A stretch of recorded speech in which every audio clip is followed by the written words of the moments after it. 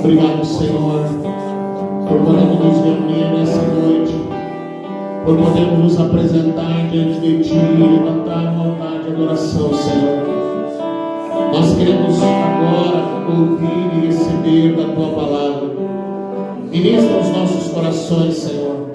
Ajuda-nos a entender a Tua palavra. Senhor, que os nossos ouvidos se abram, que o nosso coração se abra, que a nossa mente se abra, Senhor, para Ti. Em nome de Jesus. Em nome de Jesus. Amém, Senhor. Amém. Cumprimenta quem está pertinho de você. Aleluia. Glória a Deus. Boa noite. Boa noite para quem está aqui, para quem não estão compreendendo. Boa noite para quem está online. Aproveite, você que está online. Nós estamos estudando a possibilidade de não fazer mais a transmissão, ou fazer pelo YouTube, ou gravar e depois subir durante a semana para o YouTube. Então aproveite, você que está aí assistindo, anota o endereço, São Gabriel, Avenida Antônio Mercado 2985, aprenda o caminho e venha, Jesus te chama. Amém? Amém? Como é que foi essa semana, irmão? Está tudo bem? Tudo na paz, glória a Deus. Amém? Vamos lá então para a palavra. Mateus 28, 19. E nós vamos falar hoje sobre chamado. Vamos falar sobre o chamado. O que você entende sobre o chamado? Se você tivesse um chamado de Deus, você saberia identificar esse chamado? O Senhor está me chamando para isso, o Senhor está me chamando para aquilo. Eu, enfim, entendo isso, aquilo. Você saberia identificar um chamado? O que você entende sobre um chamado de Deus? Você acha assim que um chamado de Deus ele tem que ser envolvido em algumas manifestações sobrenaturais, tem que ter uma voz, tem que ter uma luz, tem que ter alguma coisa envolvendo esse chamado? O que você entende sobre isso? Acho que primeiramente tem que haver um sobrenatural. Tem que haver um sobrenatural? Exato. Tem mais? Tem mais? Vamos lá. Eu não vou levar o microfone para você falar. Tem mais que você entende sobre ter um chamado de Deus? Se você tivesse um chamado de Deus, você saberia identificar? Deus me chamou para tal coisa. Deus me chamou, enfim, se você tivesse um chamado, você saberia identificar? Para trazer outro exemplo, para trazer mudança para a própria família. Só a Júlia fala. Eu acho que é algo que vai arder no coração da pessoa. Vai arder no coração da pessoa. Vai incomodar a pessoa. Vai incomodar, vai constranger. Tem mais? Tem mais? Tem mais? Vamos ver então o que a palavra de Deus fala sobre o chamado. Nós sabemos que normalmente há um entendimento, há um pensamento que um chamado ele tem que ser envolto de coisas, de relâmpagos e vozes e sons, e que nesse ponto de vista talvez você diga, eu não tenho chamado nenhum. Quem entende que não tem chamado nenhum? Levanta a mão, deixa eu ver. Eu não tenho chamado para nada. Pode levantar a mão, não tem problema. Ninguém? Todo mundo tem chamado. Eu vou perguntar então, já que ninguém levantou a mão dizendo que não tem chamado, eu vou perguntar então qual é o seu chamado. Quem é que não levantou a mão? E vai, eu vou perguntar. Você não tem chamado? Ah, quando eu já saltou isso, não, eu não tenho chamado. Eu não tenho. Quem é que não levantou? Quem é que diz que quem não tem chamado? Deixa eu ver. Eu vou perguntar, né? Se você tem chamado, eu vou perguntar qual é o seu chamado. Posso perguntar para quem não levantou a mão então? A questão, quando eu faço essas perguntas aqui, irmãos, não é assim, eu vou responder errado. Isso aqui não é uma prova do Enem. Isso aqui não é uma prova assim, que se você errou, aí você está desclassificado, vai para o inferno. Não é essa a intenção. A intenção é que você saiba responder. Porque nós estamos aqui conversando e aqui não tem o que está certo, o que está errado, porque a gente sabe que alguém tem 50 anos de fé, como eu e a pastora, e outros têm um pouco menos, e outros a recém começaram a trilhar esse caminho. Então, seria muita ignorância eu exigir que todos tivessem um alto nível de entendimento. Amém? Seria assim, ignorância demais eu querer que você pudesse responder por coisas complexas da nossa vida com Deus. Mas é importante que você tenha uma opinião. Às vezes a gente coloca alguma questão lá no grupo da igreja e eu vejo que tem pessoas que nunca têm opinião para nada. Não tem opinião para nada. O que os outros decidirem está decidido. O que os outros falarem está falado. Então tá, é tipo piolho, vai para a cabeça dos outros. E a questão é que na vida prática do dia a dia, e alguém te perguntar, e alguém te questionar, qual é a tua resposta? Eu não sei. Se alguém te perguntar, nessas últimas semanas nós falamos sobre livre-arbítrio, nós falamos sobre ouvir a voz de Deus, nós falamos sobre várias coisas importantes. Se alguém te perguntar, e aí fulano, tu te converteu, eu me converti, tá, e como é que é o livre-arbítrio?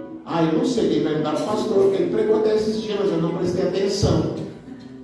Então, a Bíblia diz, a Bíblia nos ensina, aliás, existe um livro que se chama assim, você sabe responder sobre a sua fé? Alguém vai te perguntar em algum momento sobre algo que deveria ser algo que você deveria construir um pensamento, um entendimento, deveria ter alguma resposta, e aí você fica isento, você, eu não sei, ou você tem vergonha de dar uma resposta para aquela pessoa, porque talvez ela vai se ofender com a resposta. Então a gente precisa ter uma opinião. Então a minha opinião é, eu não tenho chamado, porque eu não entendo esse negócio aí. A minha opinião é, eu tenho chamado. Para quê? Para tal coisa. Eu não entendi ainda qual é o meu chamado, mas você tem que ter uma opinião.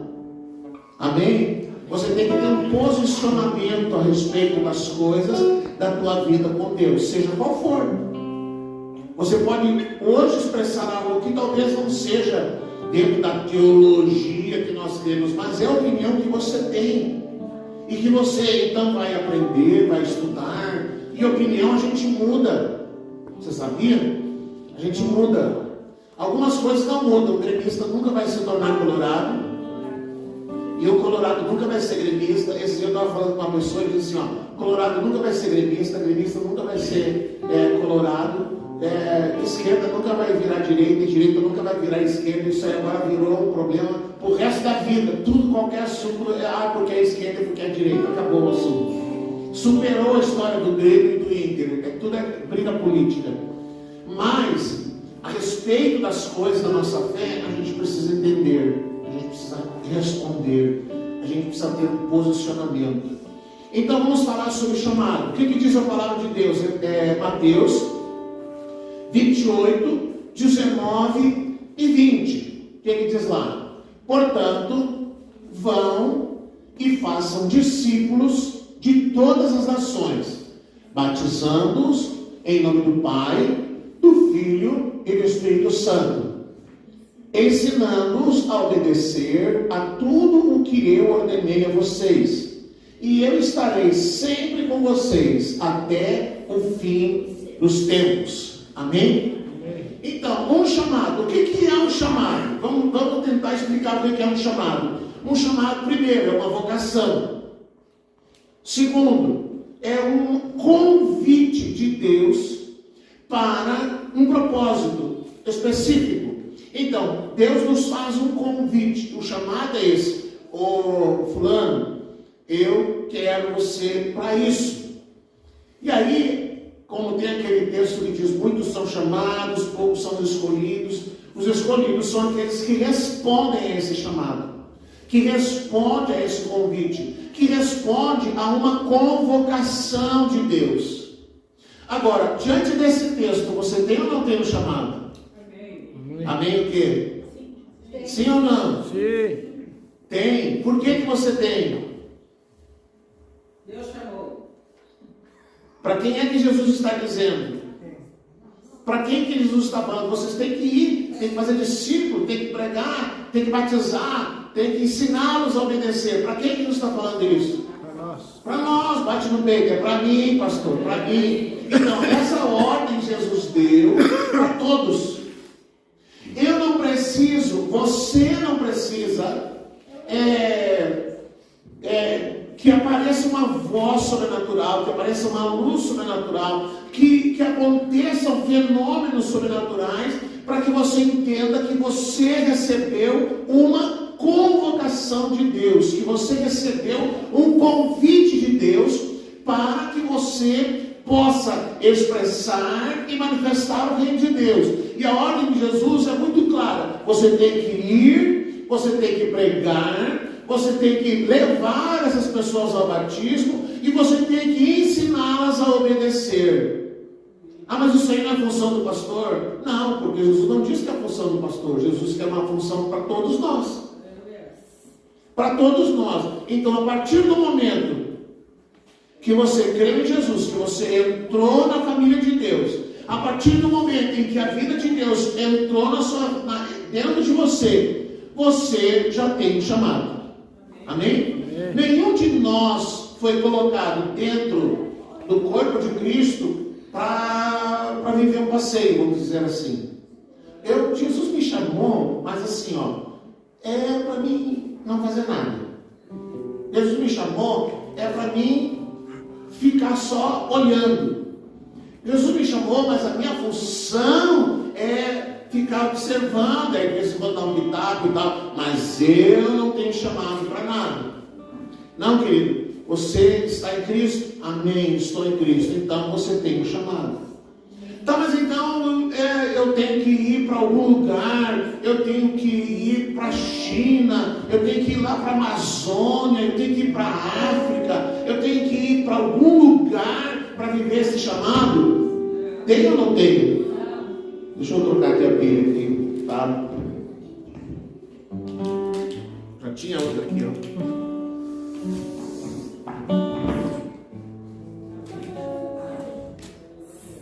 Vamos lá que eu vou entrevistar você depois. Aí, Inácio. Pronto. Então, eu não preciso de um evento para entender isso. Então eu tenho um chamado, eu tenho que ir para uma outra nação, eu tenho que me deslocar da minha casa, eu tenho que me envolver em algum projeto, eu tenho necessariamente não. Porque o objetivo do chamado é você falar sobre o reino de Deus, é você expressar o reino de Deus, é você falar com as pessoas. Você fala com pessoas? Você conversa com pessoas? Sim. Amém. Você tem vizinhos, você tem amigos, você tem pessoas que você encontra na rua, você tem pessoas no seu círculo de amizade, e com essas pessoas você conversa. Então, o que você tem que fazer? Poxa vida, Deus me deu um chamado, Deus disse que eu tenho que ir e fazer discípulos de todos os povos. Volta ali no 19. Portanto, vão e façam discípulos de todas as nações, batizando-os em nome do Pai, do Filho e do Espírito Santo. E o 20, ensinando-os a obedecer a tudo que eu ordenei a vocês. Isso é uma função e é uma responsabilidade que Deus colocou sobre os seus ombros.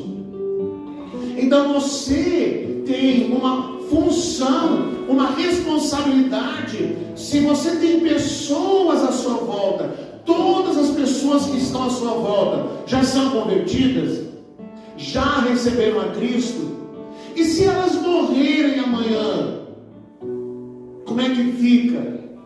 Mas eu devia ter falado, o pastor, ir lá e pregar para aquela pessoa, eu devia ter falado com alguém lá, para o Maurício canta bem, ele deve saber falar com essa pessoa. Não, a pessoa é tua conhecida, é tua amiga, você tem acesso a essa pessoa, e a responsabilidade é sua. Não joga para os outros a responsabilidade, não terceiriza a responsabilidade que é sua. Como é que eu começo isso? Começo orando por essa pessoa. Ore, interceda. E quando você tiver oportunidade, e as oportunidades vão surgir, você vai e fala de Jesus. Mas você precisa mais viver do que falar. Essa é a verdade. Porque não adianta você chegar na pessoa e dizer: pois é, fulano, agora tá aí, você está aí desse jeito, você vai para o inferno. Você sabe, né? Aquele jeito de vida aí, a tua vida, desse jeito não dá. Tu já está indo para o inferno, tu tem que fazer alguma coisa. Não, você vai falar de Jesus, mas você não é o juiz daquela pessoa. Você não é o julgador daquela pessoa, você não é o vingador do universo, você é a pessoa que vai dar acesso a essa pessoa a Cristo e ao reino de Deus, falando de Cristo, falando de Jesus, falando de salvação. O teu testemunho é um instrumento para você falar para alguém, melhor do que qualquer discurso. Falando, você não viu? Pois é, eu vejo que você está diferente. Então, o que aconteceu? Então, aí você vai e coloca Jesus na conversa. Tá, mas e se a pessoa não quiser? Daí é outra história. Daí é ela que não quer. Daí é a pessoa que está recusando. Mas a tua função é falar sobre isso. E aí tá, resolveu, passou. Daí eu não sei quanto tempo a pessoa vem de novo se aconselhar com você, fulano. Tá assim. Então, fulano, vamos sentar aqui, vamos conversar. Então tem pessoas que eu converso e vou, espero a oportunidade. Aí daqui um pouco a pessoa joga uma situação e eu digo, vamos conversar aqui um assunto sério. Agora eu quero conversar com o pastor. Eu quero conversar contigo. Você precisa entregar. Eu já vou assim, a queima-roupa. Você precisa entregar a sua vida para Jesus. Você precisa se voltar para Deus. Você precisa fazer alguma coisa. Aí a pessoa normalmente toma um choque, assim, toma um susto. Mas é o que precisa ser dito. Se ela vai querer, se ela não vai querer, isso é outra questão. Mas o que a palavra de Deus está dizendo? Que você tem que ir. Então, você não vai receber, irmão, agora eu recebi de Deus um chamado, um amor pelas almas lá na África. Você não tem amor pelas almas da tua vizinhança, você não tem amor pelas almas da tua rua, tu não tem amor pelas almas do teu trabalho, tu não tem amor pelas almas da tua escola, dos teus colegas de escola, tu não tem amor por ninguém na face da terra, mas de repente você tem amor lá pela África. Quer dizer que quando pisar na África vai explodir um amor eterno e aí você vai ter condições de pregar. Não é assim que acontece. Começa na igreja local, começa naquilo que você está se envolvendo aqui, naquilo que você está fazendo aqui, com pessoas que estão à sua volta, com as pessoas que andam com você, com as pessoas que te conhecem. Você vai se tornar talvez o amigo xarope que coloca Jesus nas conversas, mas que você está expressando a tua responsabilidade que Deus te deu de ensiná-las a respeito de Jesus, de pregar a respeito de Jesus, a respeito do amor de Deus, do poder transformador de Jesus, enfim. Mas não pode ficar esperando. Não, pastor, você fica tranquilo, esperando uma hora, Deus vai me chamar para ir para tal lugar. Deus vai te chamar para tal lugar, se primeiro houver no teu coração amor por vidas que estão perdidas. Não espere que esse amor vai aparecer de repente, do nada assim, vai brotar no seu coração. Não, esse amor, você não precisa ter um chamado sobrenatural. Você já tem um chamado. Jesus já disse que você tem que ir.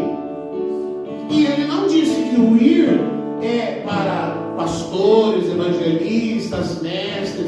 Ele está dizendo que todos nós temos essa responsabilidade de ir e de pregar a palavra, de ensinar a palavra e de ser responsável por alguém. Isso é ser responsável por alguém. Não é assim, vamos lá, fulano, eu vou te levar na igreja. Aí você larga a pessoa, está aqui, pastor, essa aqui é minha vizinha, o senhor resolve agora. Não, a responsabilidade é sua. É sua responsabilidade. Deus colocou sobre você essa responsabilidade, não é para você terceirizar, de deixar para os outros. É você.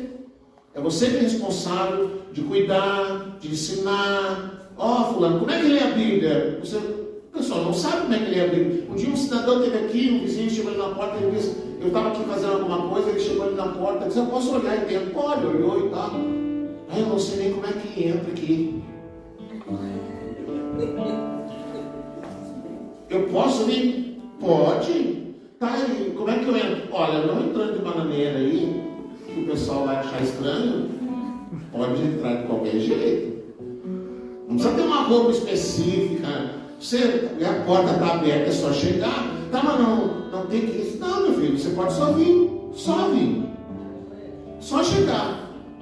É só chegar. Então você tem a responsabilidade de ensinar. O que mais me diz a palavra? Então o chamado não é um evento.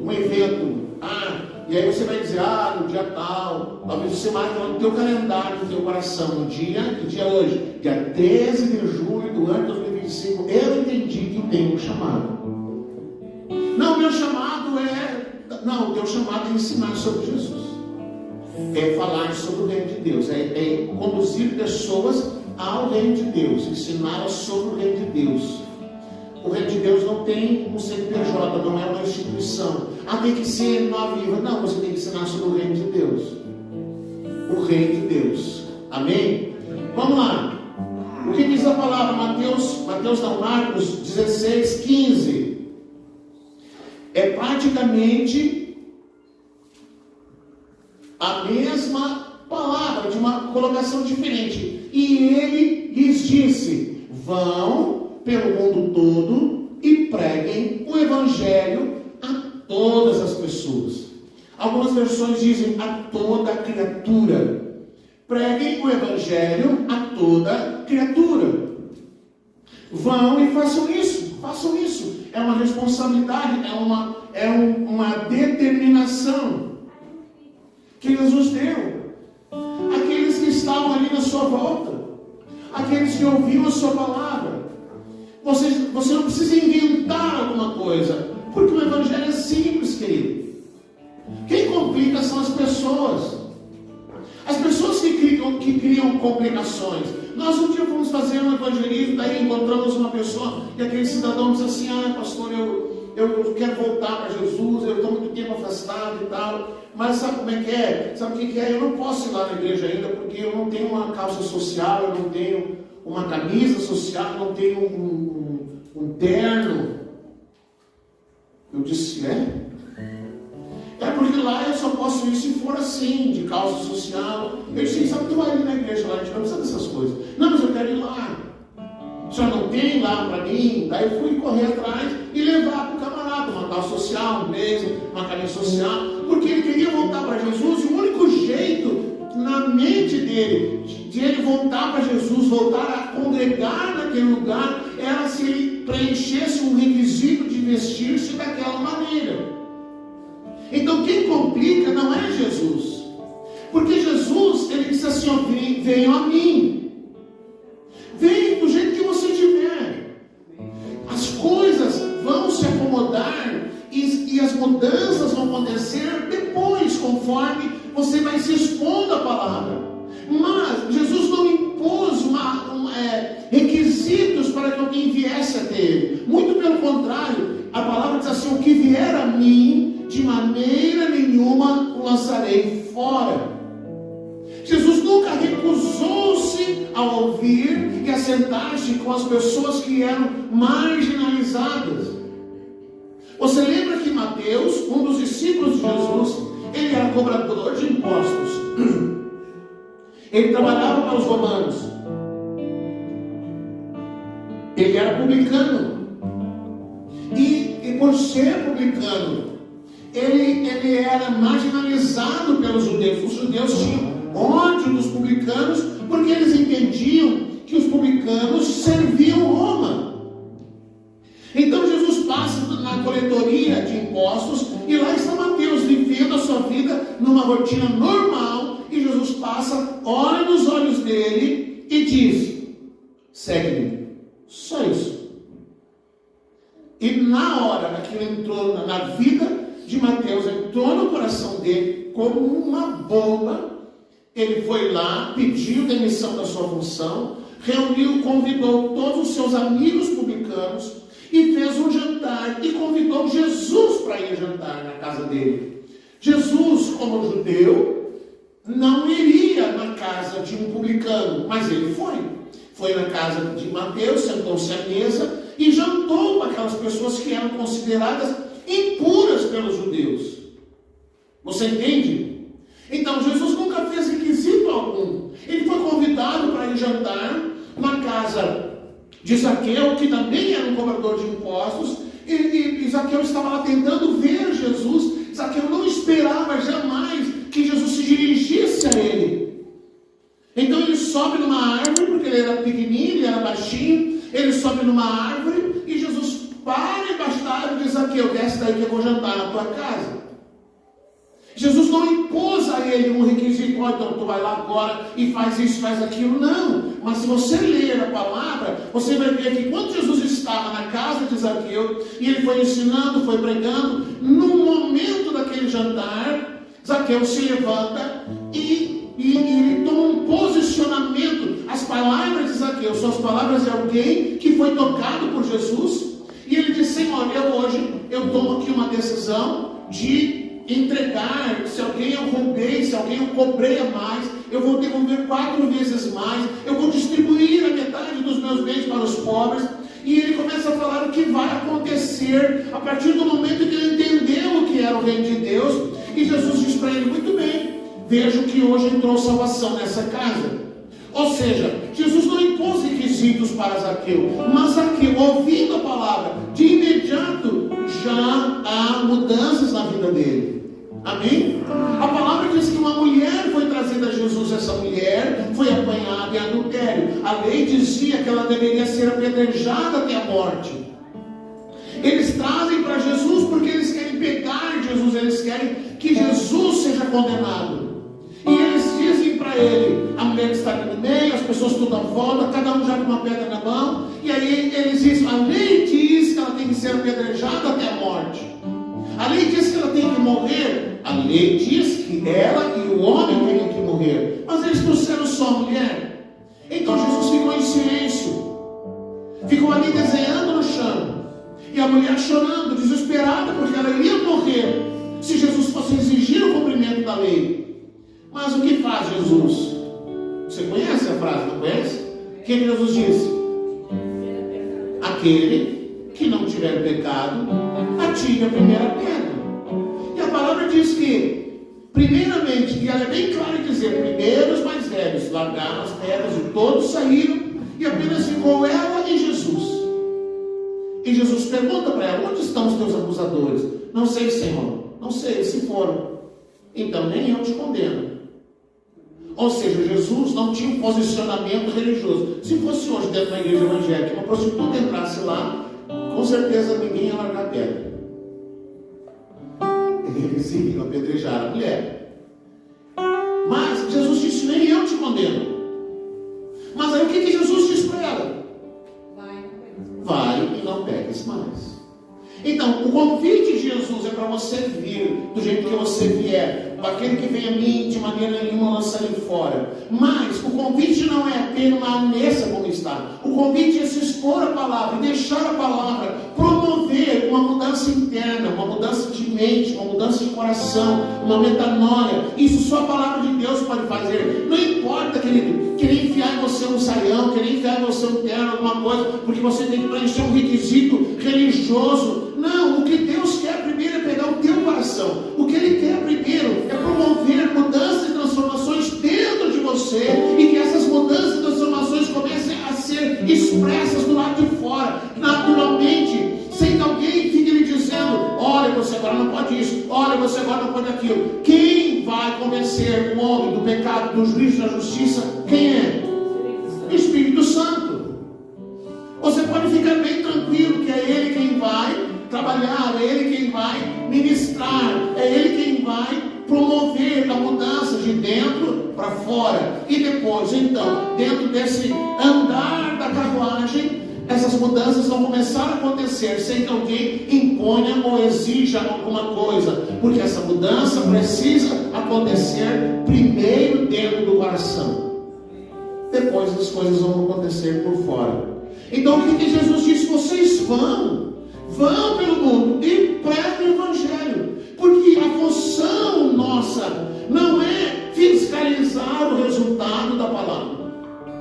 Você sabia? Não, você não é fiscal da palavra, você apenas libera a palavra. Deus te deu uma palavra, amém, libera essa palavra. Agora você precisa entender que enquanto essa palavra estiver com você, Deus te deu uma palavra, enquanto essa palavra estiver com você, você tem controle sobre ela. Você fala, você não fala, você diz, você não diz. Mas a partir do momento em que você se sujeita ao Espírito Santo e você libera a palavra, depois a responsabilidade não é mais minha, não é mais sua. A responsabilidade é de quem ouviu. Porque ninguém poderá dizer, essa pessoa não poderá dizer ao Senhor: eu nunca ouvi sobre isso, Senhor. Vamos dizer que um dia você se apresente diante do Senhor, sei lá daqui a quantos anos. E aí o Senhor vai chegar e vai dizer: vou pegar alguém aqui, Janice, o que tu fez com o teu chamado? Ai, Senhor, eu não tenho chamado, não sei, nunca vi nada. Aí o Senhor vai dizer: E lá naquele dia 13 de julho, que você ouviu sobre isso, que você fez sobre essa palavra? Oh, Senhor, não fiz nada. Aquilo que você ouviu, o que você vai fazer com a palavra, não é mais problema meu. Aí eu durmo em paz, porque agora o problema é seu, não é meu. Quem está em casa ouvindo, o problema não é mais meu, o problema é seu. A palavra já foi liberada e eu não tenho mais controle sobre ela. A palavra, nós vimos aqui, não sei se foi semana passada ou retrasada, que Deus diz: a palavra não voltará vazia sem antes cumprir aquilo para o qual ela foi destinada. Então, se você até hoje nunca entendeu que tinha um propósito, e o Senhor está liberando uma palavra sobre isso, agora essa palavra só volta para o céu, querido, depois que ela cumpriu o propósito na sua vida.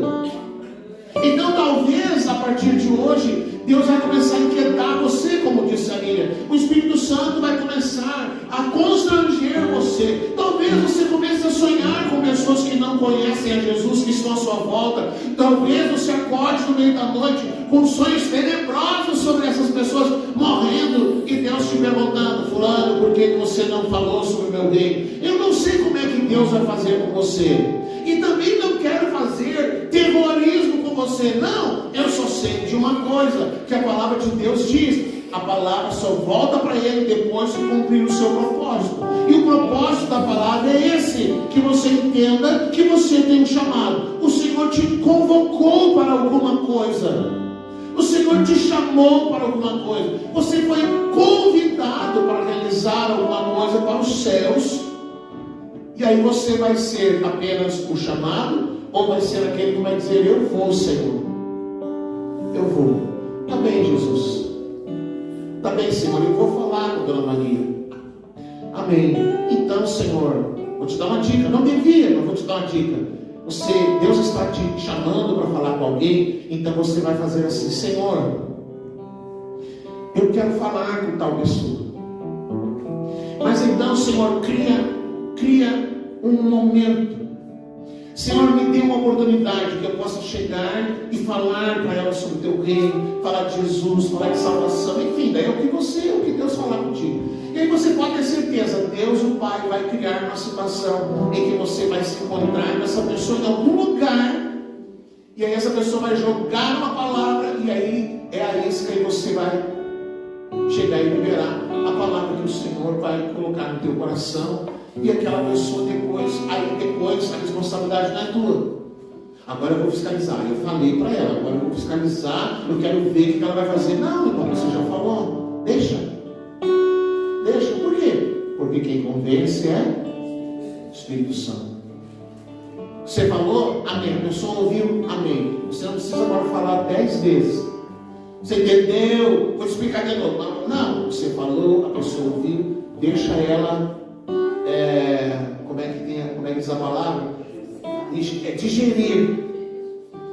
Poxa vida, quer dizer que eu preciso de salvação. Nunca imaginei. Deixa o Espírito Santo trabalhar. Você vai ficar só orando, só intercedendo. Senhor, eu já fiz a minha parte, agora é com o Senhor. Aí agora você não tem mais responsabilidade, não mais por essa pessoa. Talvez, se ela não definir nada, num outro dia, numa outra oportunidade, você vai lá e reforça. Mas quando Deus tem a oportunidade de novo, não é você toda hora telefonar: e aí? E aquele negócio que eu te falei? Tu não vai aceitar Jesus, não? Tu já está sabendo? Não, deixa Deus fazer o que Ele tem que fazer. Amém? O que mais diz a palavra? O que mais que a palavra de Deus está falando? Efésios 1,18. Efésios 1,18. Oro também, o apóstolo Paulo está dizendo, oro também, para que os olhos do coração de vocês sejam iluminados, a fim de que conheçam a esperança para a qual Ele os chamou, que são as riquezas da gloriosa herança dele, concedida aos santos. O apóstolo Paulo está dizendo, eu oro para que os olhos do seu coração se abram. Se você prestou atenção, toda vez que eu vou liberar a palavra, eu oro alguma coisa assim, Senhor, abre os olhos, abre os nossos olhos, Senhor. Então o apóstolo Paulo diz, eu oro para que o Senhor, Ele abra os olhos do vosso coração e que vocês sejam iluminados, para que vocês saibam qual a real esperança do chamado. Ou seja, os céus esperam que você entenda que tem um chamado. Os céus esperam que você compreenda isso. Um dos motivos pelo qual Jesus ainda não veio é que a palavra diz, e no final dos tempos, esse evangelho do reino será pregado em toda a terra. Quem vai pregar o evangelho do reino em toda a terra? Nós, você. Então, o que a palavra de Deus está dizendo? O apóstolo Paulo está dizendo, eu oro para que os olhos de vocês se abram, eu oro para que vocês compreendam que os céus esperam por vocês. Por quê? Porque tem coisas que nós temos que fazer, e existem coisas que é Deus quem faz. Então, a nossa função, aquilo que é para nós fazermos, nós é que temos que fazer. Ninguém vai fazer por nós.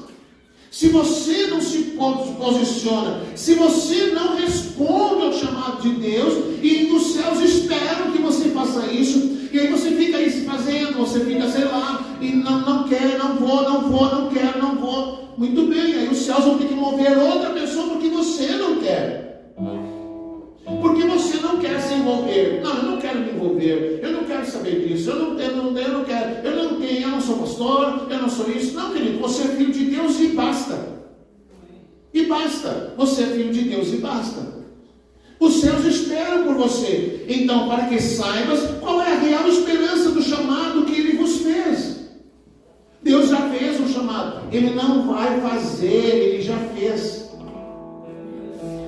Ele não vai fazer um chamado, Ele já fez. Você já foi chamado. E a minha oração vai ser essa: Deus, abre os olhos para que eles entendam. Os céus esperam por você. Os céus esperam pela tua decisão. Os céus esperam para que você se posicione. Os céus esperam que você coloque-se no seu lugar de filho de Deus. A responsabilidade que está sobre ti. Amém? O que diz Mateus 9,37? Mateus 9,37. Então Jesus falou: então disse aos seus discípulos: a colheita é grande, mas os trabalhadores são poucos. 38. Peçam, portanto, ao Senhor da colheita que envie trabalhadores para a sua colheita. Alguma versão diz: a seara é grande, mas são poucos os ceifeiros. Então rogai ao dono da colheita para que ele levante mais trabalhadores. Sabe o que isso nos faz entender? Que Deus tem milhares de vidas que precisam ser alcançadas, mas poucos são aqueles que se posicionam para ir e falar do reino de Deus. Então Jesus tem que dizer: olha, vocês têm que orar para que outras pessoas elas sejam despertadas do seu chamado, outras pessoas compreendam o seu chamado, outras pessoas compreendam que os céus esperam por ela, outras pessoas compreendam e que elas se posicionem e elas comecem a colher, porque a colheita está pronta, os campos estão maduros, as pessoas estão, como diz, caindo de madura. Deus está conduzindo essas pessoas a Cristo. As pessoas têm tanta qualquer coisa que você coloque numa rede social que envolva coisas espirituais, as pessoas estão famintas, elas estão correndo atrás de coach porque não há quem pregue, elas estão correndo atrás de pessoas que falam como é que diz? Ah, meu Deus, você que está o signo, pessoas que falam de signo, pessoas que falam de não sei o quê, pessoas que falam de alguma coisa porque elas têm fome de Deus, elas estão correndo atrás, porque elas têm fome de Deus. E por que elas têm fome de Deus? Porque a palavra está se cumprindo. A palavra está dizendo o seguinte: eis que no final dos tempos eu enviarei fome sobre a terra, eu enviarei sede sobre a terra, não fome de pão, nem sede de água, mas fome da minha palavra, fome da minha presença. As pessoas estão com fome de Deus. E se você chegar a elas e você levar Deus a elas, elas estão prontas para receberem a Cristo. Você pode olhar e pensar: não, mas essa pessoa é muito dura, essa pessoa é muito difícil. Irmãos, você olha na palavra de Deus, o apóstolo Paulo, Saulo de Tarso, era uma pessoa dura ou não era? Você conhece a história de Saulo de Tarso? Era perseguidor, ele matava os cristãos, ele levava presos para serem mortos lá em Jerusalém, para serem colocados no estádio, para serem mortos por leão, para serem colocados em tachos de óleo fervente, para serem comidos por leões, para serem usados como luz pública, incendiados, vivos. O apóstolo Paulo fazia isso, ele entendia, ele não era apóstolo ainda, ele entendia que eles estavam fazendo isso para Deus, em favor da sua religião. Então era alguém que, quando se falava o nome dele, todo mundo tinha medo, mas Jesus alcançou ele. Então o apóstolo Paulo nos mostra, querido, que não tem alguém que a gente possa dizer: não, esse é duro demais, esse é difícil demais, esse é muito violento, esse é isso, esse é aquilo. Porque para nós, irmãos, pode ser difícil, mas quando se trata de salvação, o que Jesus disse? O que é impossível para o homem é possível para Deus. Talvez você pense: essa pessoa nunca vai querer, o compadre nunca vai querer ouvir falar. Você ora e você insiste, e você coloca diante de Deus, e Deus vai te dar palavra e oportunidade para chegar naquele coração que você acha que é duro, porque o teu também era duro, você sabia? Eita glória! Teu coração também era duro, se você não sabe, eu vou te dizer, o teu coração também era duro. Quantas vezes Jesus bateu nessa porta e você não quis abrir o coração? Então, se Jesus tocou o teu coração, ele pode tocar no coração de qualquer pessoa. Por mais que você ache que é difícil, por mais que você ache que seja duro. Por isso que eu digo, mais importante que o discurso é a vida. Mais importante que você ter um discurso é ter uma vida. Você vai levar mais pessoas a Cristo pela tua vida exemplar, como esposa, como cidadão, enfim, como no seu trabalho. A tua vida exemplar vai levar mais pessoas a Cristo do que um discurso. Porque apenas um discurso cheio de religiosidade não leva ninguém a Cristo. As pessoas ficam revoltadas quando alguém se levanta e começa a condená-las num discurso de religiosidade. Mas se você tem um testemunho de vida: Jesus me salvou, Jesus me transformou, eu abandonei as drogas, eu abandonei o tipo de vida que eu vivia, Deus existe, Jesus me curou, Jesus salvou, Jesus consertou minha vida, Jesus consertou meu casamento. E isso é melhor do que qualquer discurso. Isso é melhor do que qualquer discurso. As pessoas que estão à tua volta, elas estão vendo. Na casa daquela pessoa só tinha gritaria, só tinha confusão, agora não tem mais. O que aconteceu? As pessoas estão vendo mais do que aquilo que você fala, o que está acontecendo na sua vida. Então, Deus vai te dar a oportunidade para você chegar nessas pessoas e você falar de Jesus para elas. Todos vão se converter, pastor? Não, nem todos. Quando a minha família se converteu, quando a mãe foi curada, toda a família foi para Jesus, os filhos, depois a avó, depois a tia, toda a família foi indo, primeiro porque a tradição era outra religião, não queriam de jeito nenhum, mas Deus foi criando oportunidades e eles foram se convertendo, e às vezes o pai ou a mãe pregava para a avó não queria de jeito nenhum, mas eles não queriam nem que fosse na casa dela. Mas aí ela tinha um problema, uma doença na perna. Eu não sei como é que chama, a perna ficava inchada e corria sempre um pulso, sei lá o que era. Vivia enfaixada aquela perna. E um dia, o pai chegou lá e disse: eu vou orar pela senhora. Eu vou orar pela senhora, Jesus vai lhe curar. E ele orou e Jesus curou. E aí quando ela foi curada, foi para Jesus. A minha tia bebia que chegava bichinha assim no copo, assim, doente. E Jesus salvou ela. Meu primo depois se tornou um missionário, foi para Jocum. Quer dizer, assim, querido, você pode olhar e pensar: não vai se converter. Mas teve um vizinho, um conhecido nosso, um padrinho de um dos filhos. Ele era um dos companheiros das bebidas do churrasco. E aí um dia ele ficou muito revoltado, porque o pai já não fazia mais o churrasco, porque o pai já não era mais companheiro de beberagem, não era mais companheiro das folias, não fazia mais aquele ajuntamento de pessoas. Agora a vida da nossa casa era ir para a igreja, ir voltar para casa, ir para a igreja. E lá os cultos eram de segunda a segunda, todo dia, a gente ia todo dia. Não tinha essa evolução de, não, era todo dia, segunda, terça, quarta, todo dia, com chuva, sem chuva, e a gente ia a pé. Aí aquele homem ficou tão revoltado que perdeu o companheiro de bebida e invadiu a nossa casa com uma faca. Ele queria matar meu pai. E aí meu pai: que é isso? Que é isso? E ele muito revoltado, indignado: eu não tenho mais amigo de bebida, não tenho mais. E o pai foi conversando com ele e tal. Daqui a pouco ele derrubou aquela faca, ouviu a palavra, Jesus trabalhou no coração dele, começou a congregar também. Quer dizer, nem todo mundo vai se converter, mas quem vai dizer, quem vai definir se vai ou não vai ser salvo não é você. Você fala, irmão, se a pessoa não quer, amém. Amém, glória a Deus, porque a palavra nos ensina que o inferno não foi feito para as pessoas, ela foi feita para Satanás e seus demônios. E para o inferno só vai quem rejeitou a palavra, quem rejeitou a Cristo, quem rejeitou a salvação. Se a pessoa rejeitou, amém, isso não, você não tem o que fazer. Você não tem o que fazer se a pessoa rejeitar. Mas pregue a palavra, sempre que tiver a oportunidade. Então o que diz a palavra? A colheita é grande, há muita coisa para ser feita.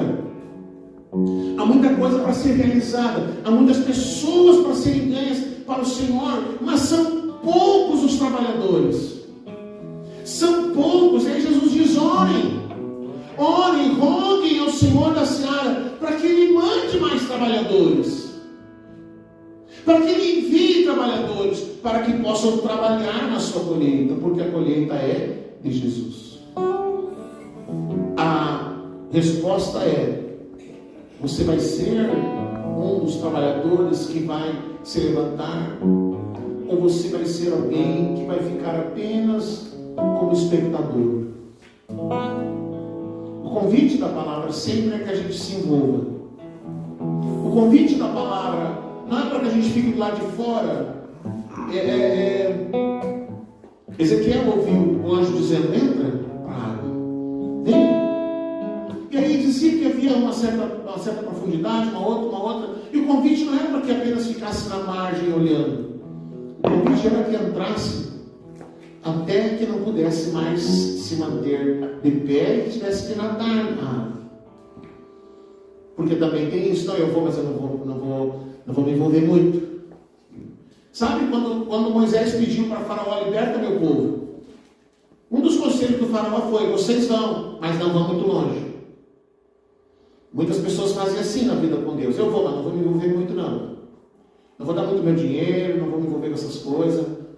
Eu quero ficar sob controle. Não, querido, você não tem controle de nada. E se o Senhor disser: não, agora então, tu quer ter controle, então agora tu vai para a África, agora tu vai ver. Tu vai para a África e tu vai ver o que é ter controle de alguma coisa. Porque Deus tem paixão por destruir as nossas convicções, as nossas certezas. Aí você diz para o Senhor: não, isso eu não quero. Pronto. Agora você vai querer. Não, isso eu não faço, Senhor. Não, isso eu não faço. Então tá bom. Vou anotar aqui. Hoje a pessoa diz que não faz. Aí ele vai lá e te mostra que você faz. Porque a gente não tem controle de nada, irmão. Amém? A gente não tem controle de nada.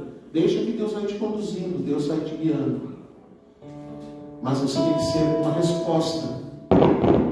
Você tem que ser uma resposta. Quando eu fiz o curso de teologia, eu tinha 16 anos. Com 16 anos, eu fiz 17 anos em outubro.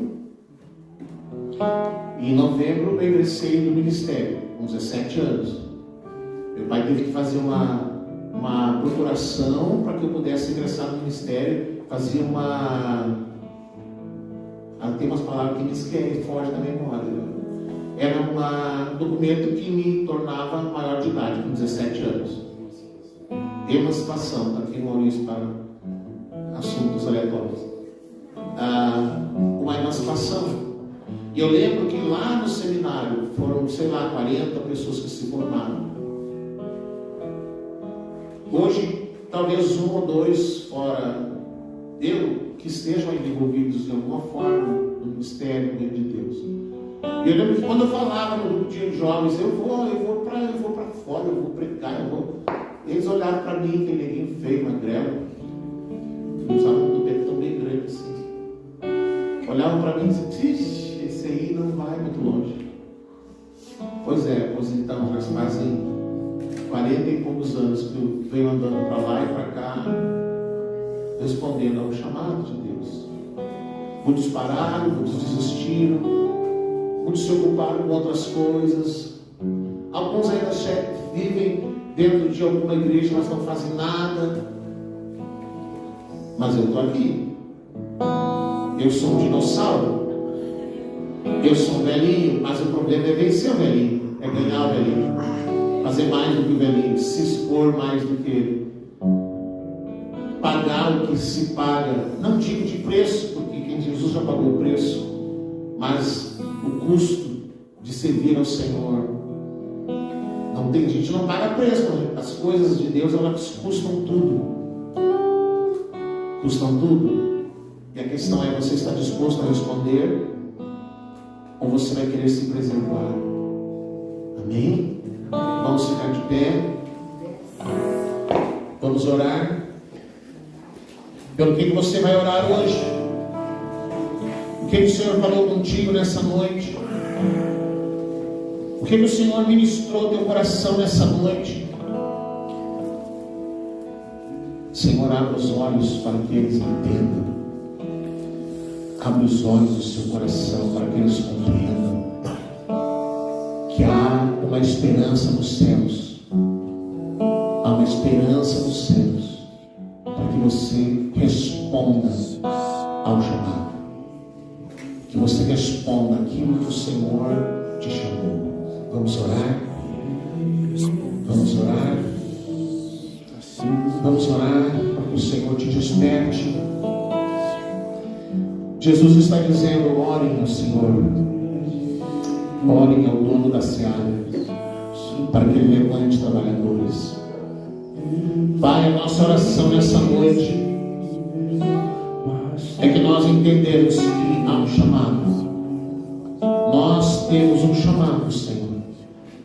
Os céus liberaram um chamado para cada um de nós, Senhor, cada um dos teus filhos.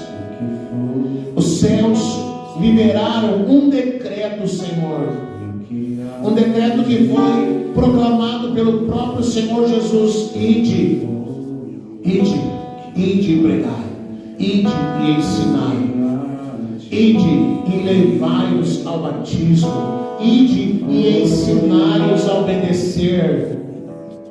Senhor, os céus liberaram o decreto, e nessa noite o nosso coração, talvez pela primeira vez, está sendo confrontado pela tua palavra, Senhor.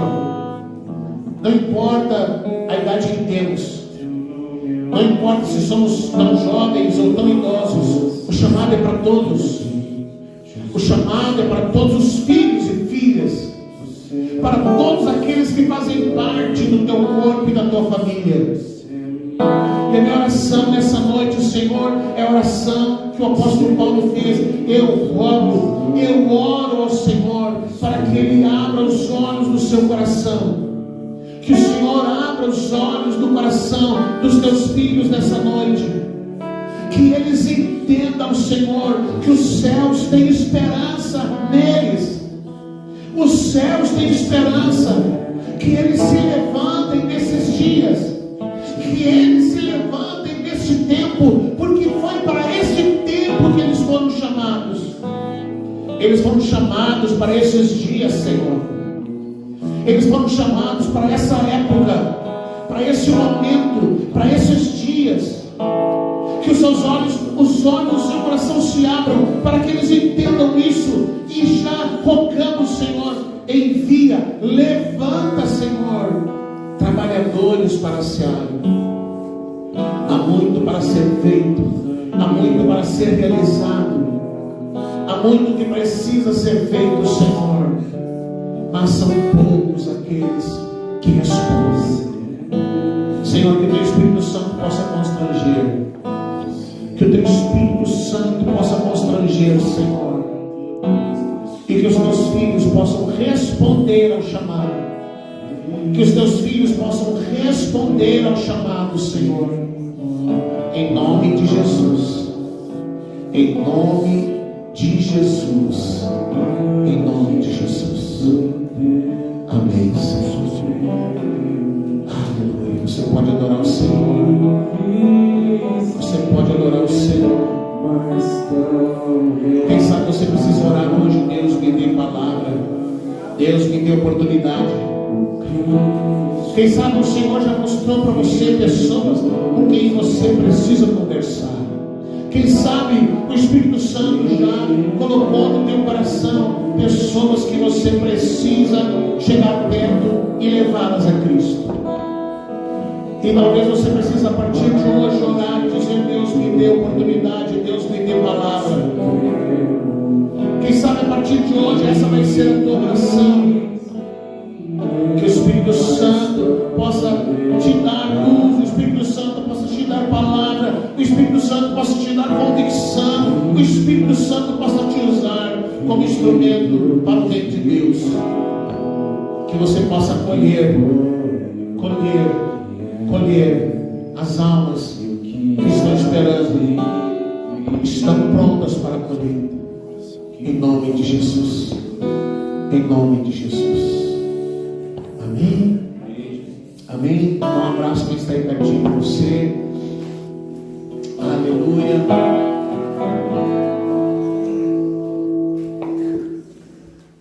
Glória a Deus. Glória a Jesus. Vamos encerrar aqui a transmissão. Vamos dar sequência aqui para encerrar o culto. Você pode sentar, querido.